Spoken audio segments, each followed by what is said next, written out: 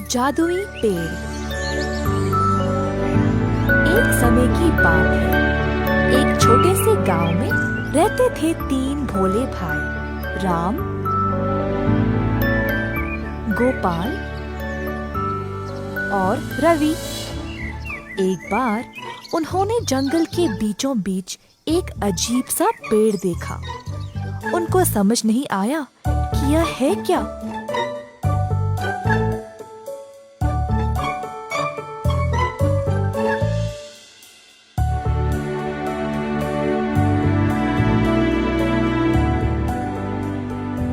और आपस में उलझने लगे। मैंने एक अजीब सा पेड़ जंगल में देखा। उसके कोई पत्ते नहीं थे और बहुत ही अलग लग रहा था। सच में मैंने भी वही पेड़ देखा, परंतु तुम जैसे बोल रहे हो वैसा तो नहीं था। पेड़ बहुत ही सुंदर और लाल कलियों से भरा था।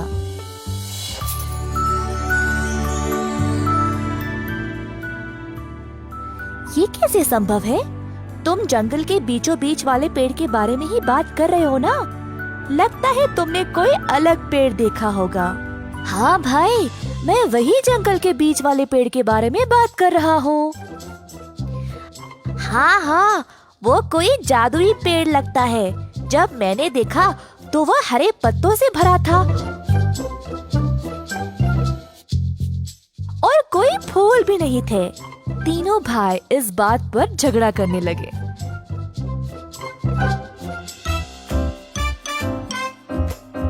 पास में एक ब्राह्मण उनकी बातें सुनकर हंसने लगा।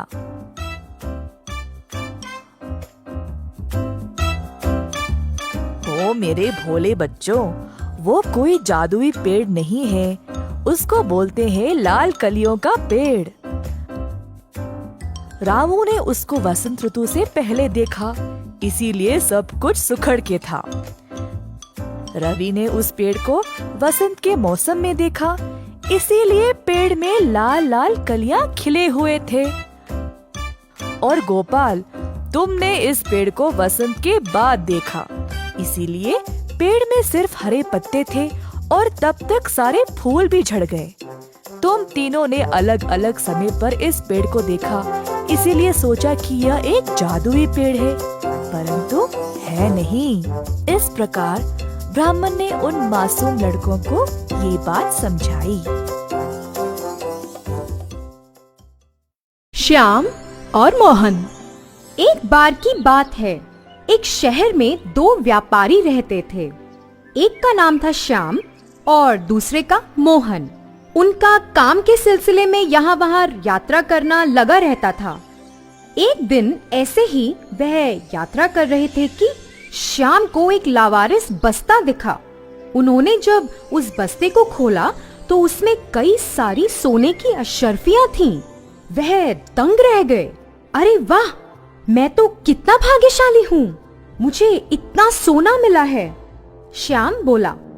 फिर मोहन ने कहा, ये मत कहो कि सिर्फ तुम भाग्यशाली हो, हम दोनों भाग्यशाली हैं। अरे ऐसे कैसे?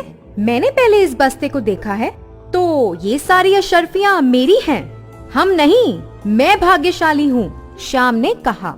मोहन यह सुन के चुप रहा।